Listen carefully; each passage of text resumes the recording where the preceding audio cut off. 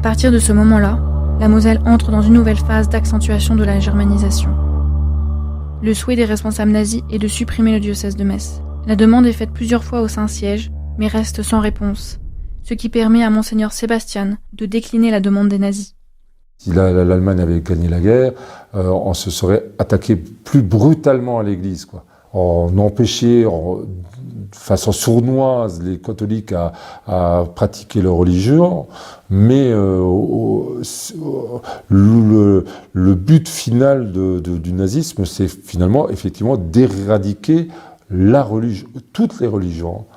D'abord les catholiques et certainement les protestants et d'autres religions. Le 1er janvier 1941, une ordonnance pour garantir les libertés religieuses et de conscience dans les écoles entre en vigueur, rendant l'enseignement religieux optionnel. Le 11 janvier, une autre ordonnance pour la défense de la liberté de culte autorise les jeunes de plus de 14 ans à déclarer oralement ou par écrit leur retrait d'une communauté religieuse, sans passer par le supérieur de la communauté. Les nazis espèrent que l'anonymat encourage les démissions. Début 1941, les congrégations religieuses masculines sont dissoutes, ainsi que toutes les institutions en lien avec elles. Soit les religieux retournent chez leurs parents, soit ils retournent à l'état laïque. Mes parents, ils ont aussi accueilli le prêtre du village dont le curé avait été expulsé en 1940.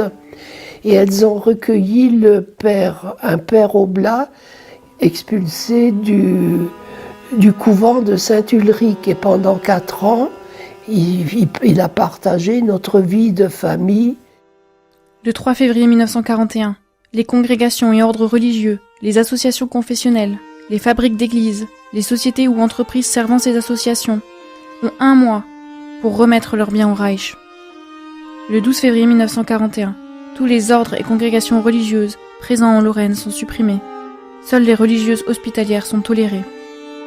Dans l'Allemagne nazie, il n'existait que des organisations qui étaient liées au parti. En octobre 1940, toutes les associations, qu'elles soient catholiques ou pas, mais comme il y avait beaucoup d'associations catholiques, elles ont été supprimées en Moselle. Et la seule offre qui a été donnée, c'était en fait des organisations liées au parti nazi, quoi. À part les religieuses, effectivement, qui ont travaillé dans les hôpitaux, elles ont été toutes supprimées, quoi. L'Église catholique n'était pas ouvertement persécutée, mais il fallait surtout pas qu'un prêtre dise quelque chose contre le nazisme, contre Hitler pendant ses sermons, parce que naturellement il était tout de suite déporté.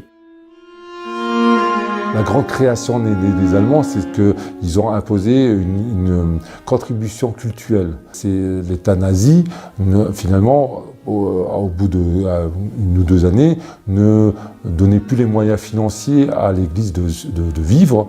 Et donc on a dit, maintenant, les catholiques, s'ils veulent aider, contribuer à la vie de leur Église, il faut qu'ils payent une contribution culturelle.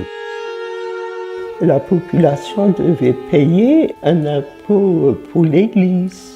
Et les gens qui refusaient de payer étaient considérés comme le plus catholiques, comme n'appartenant plus à l'Église.